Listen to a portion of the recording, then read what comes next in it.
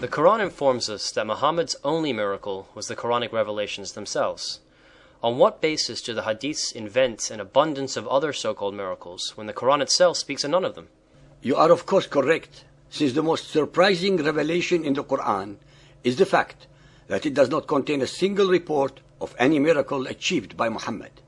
On the contrary, in several verses, more than 20 of them, they deny him the ability to perform any, just to prove either the existence of Allah or to impress the pagans so that they may convert.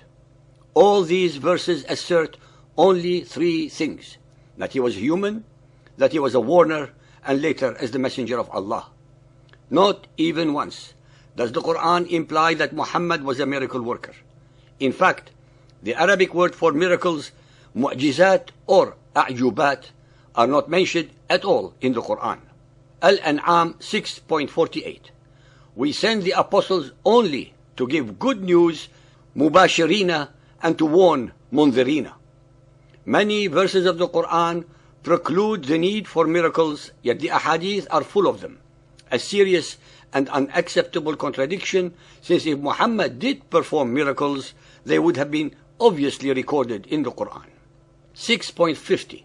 Say, I tell you not that with me are the treasures of Allah, nor do I know what is hidden. أعلم الغيبة. Nor do I tell you I am an angel, malak. I but follow what is revealed to me. Al-Ra'd 13.7. And the unbelievers say, why is not a sign sent down to him from his Lord? But thou art truly a warner, munziru, and to every people a guide. This verse explains very clearly the functions of Muhammad. He is a warner and definitely not a miracle worker. Al-Isra 17.90. They say, we shall not believe in thee until thou cause spring to gush forth for us from the earth, or until thou have a garden of date trees and vines, and cause rivers to gush forth in their midst, carrying abundant water, or thou cause the sky to fall in pieces, as thou sayest will happen against us, or thou bring Allah and the angels before us face to face, or thou have a house adorned with gold, or thou mount a ladder right into the skies. No, we shall not even believe in thy mounting until thou send down to us a book that we could read. Say, glory to my Lord. Am I aught but a man and an apostle? What kept men back from belief when guidance came to them was nothing but this. They said, has Allah sent a man like us to be his apostle, Rasulah? The demand by the Qurayshites for miraculous proofs is understandable both from the cultural and psychological points of view. They could not accept that a mere human being, a less than equal to their nobility, could claim such superiority as Muhammad did. They needed tangible and clear proofs that Allah was on his side as he claimed. Al-Kahf 18.110. Say, I am but a man like yourselves, but the inspiration has come to me, yuha ilayya, that your God is one God. Muhammad denies his need to demonstrate miracles because he only gets inspiration. Sahih al-Bukhari Hadith 1.454, narrated by Anas bin Malik. Two of the companions of the Prophet departed from him on a dark night and were led by two lights like lamp, going in front of them from Allah as a miracle, lighting the way in front of them. And when they parted, each of them was accompanied by one of these lights till he reached their respective houses.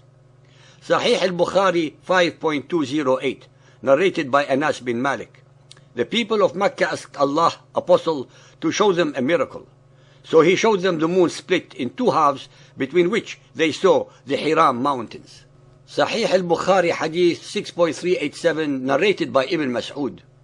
During the life of Allah's Apostle, the moon was split into two parts. One part remained over the mountain, and the other part went beyond the mountain. On that, Allah's Apostle said, witness this miracle.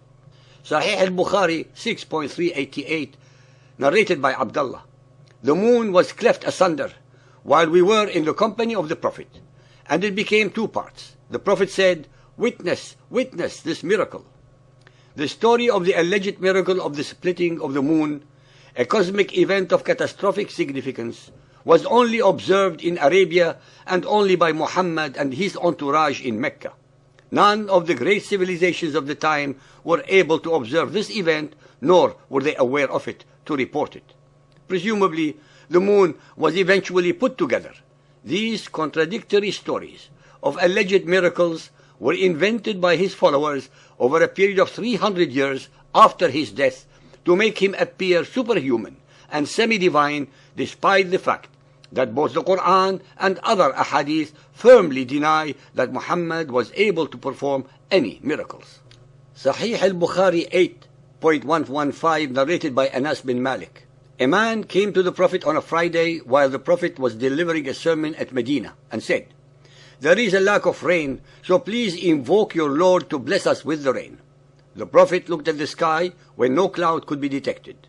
Then he invoked Allah for rain. Clouds started gathering together, and it rained till the Medina valleys started flowing with water. It continued raining till the next Friday. Then the man, or some other man, stood up while the Prophet was delivering the Friday sermon and said, "We are drowned. Please invoke your Lord to withhold the rain from us." The Prophet smiled and said twice or thrice, "O Allah, please let it rain round about us and not upon us." The clouds started dispersing over Medina to the right and to the left, and it rained round about Medina and not upon Medina. Allah showed them, the people, the miracle of His Prophet and his response to his invocation. Sahih al-Bukhari 9.379 and 6.504 narrated by Abu Huraira. The Prophet said, "There was no prophet among the prophets, but was given miracles because of which people had security or had belief. But what I was given was the divine inspiration which Allah revealed to me. So I hope that my followers will be more numerous than those of any other prophet on the day of resurrection." This admission by Muhammad shows clearly that he was not party to any miracles, which is contrary to all the lies that were concocted about him by his followers after his death. If the above alleged miracles did occur, the ahadith then contradict all the verses of the Quran that deny Muhammad performing any miracles whatsoever. In fact, the Quran asserts that the only miracle that Muhammad needed as proof to his followers are the Quranic verses themselves. While the events of the Exodus and all the miracles that the Israelites witnessed were collective in daylight and night and beheld by the whole people, not a single alleged miraculous event in the life of Muhammad was witnessed by any other beside him, not his wife Khadija, nor Aisha, nor any of his other immediate male or female followers. Another incredible difference is the fact that the miracles of Moses were forewarned while those of Muhammad, the ayat, were afterthoughts. For example, before any of the miracles befell Egypt, Pharaoh was warned of exactly what was going to befall his country if he refused God's commands. In the case of Muhammad, no such forewarnings are mentioned. Almost every so-called miracle occurred in the dead of night, without any other witnesses from his first encounter with the alleged angel Gabriel through to his second and subsequent encounters over a period of 23 years.